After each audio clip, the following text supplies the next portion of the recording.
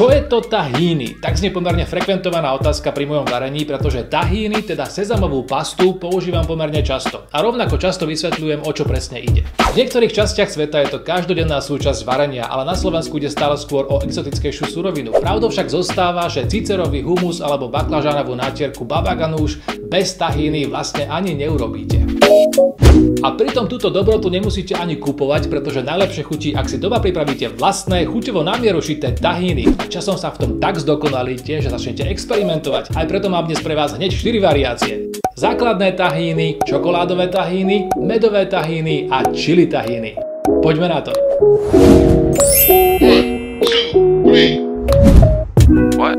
Sezam najprv opečieme na panvici pri strednej intenzite, vďaka čomu získa zlatistú až hnedú farbu. Neustále miešame alebo panvicou nadhadzujeme. Môže to trvať 4 až 7 minút.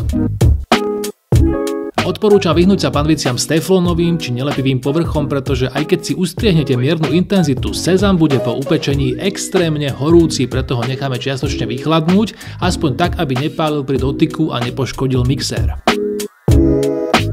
Opečený sezam na etapy mixujeme v širšom kuchynskom mixéri s ostrou čepeľou.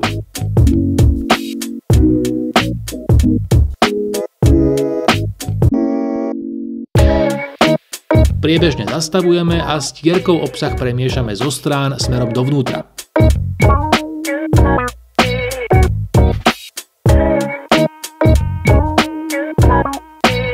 Celý postup 2 až 3 krát zopakujeme, kým dosiahneme hladkú konzistenciu bez zrniečok a hrubších častí. Malo by to vyzerať približne takto. Opäť začneme mixovať, čím do sezamu zapracujeme tentoraz aj 2 lyžice slnečnicového oleja a potom 2 lyžice olivového oleja. Prípadne zvoľte olej, ktorý vám viac vyhovuje, myslite však na to, že chuťovo by mal naďalej prevládať opečený sezam. Tahíny má najprv trochu tekutejšiu konzistenciu a finálnu hustotu aj chuť získa, keď chvíľku odleží, po pár hodinách, ideálne na druhý deň. Skladujte pri izbovej teplote v pohári s vrchnákom a pred použitím nezabudnite vždy najprv dôkladne premiešať.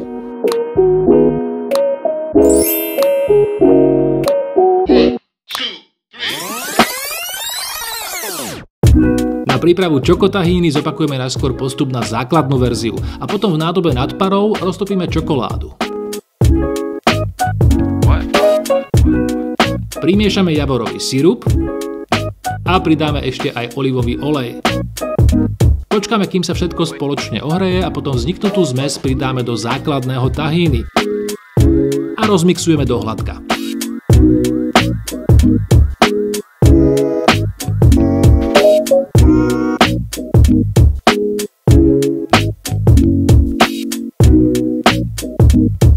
Skladujte pri izbovej teplote v pohári s vrchnákom a pred použitím nezabudnite vždy najprv dôkladne premiešať.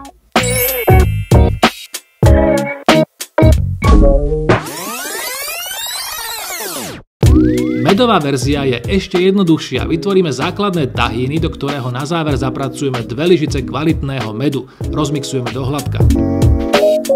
Zvoľte med výraznej chuti a podľa možnosti trochu tekutejší. Premiestnime do pohára a pred použitím takisto nezabudnite premiešať.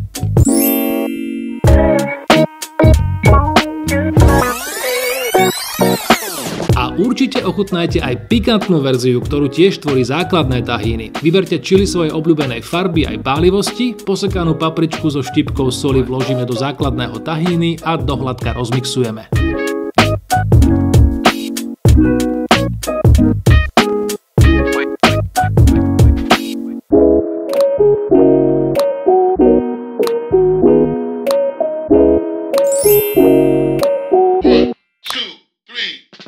Na každý z týchto pohárov postačilo 150 g sezamu. Podľa toho, či pridávate čokoládu, med alebo čili, získavate v závere 150 až 180 ml chutného domáceho tahíny.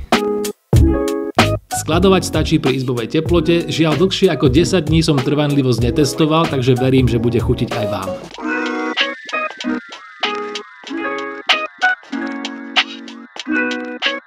Základné tahiny je neoddeliteľnou súčasťou humusu, použite ho takisto aj do dressingov, omáčok, ako nátierku, náhradu orieškových masiel alebo zahusťovadlo. Medovú a čokoládovú verziu oceníte aj pri výrobe mnohých domácich dezertov, výborne chutí v kombinácii s jogurtom, ovocím a ovsenými vločkami. No a pikantná verzia zas osvieži studené misy, jednohúbky, prípadne grilovačku alebo ňou natrite cesnakové hrianky. Surovín potrebujete naozaj len zopár, samostatný zoznam na každú z týchto 4 verzií nájdete spolu s receptom dole pod videom. Dajte pozor, je to silno návyková maškrta. S kuchyňou Lidla prajeme dobrú chuť.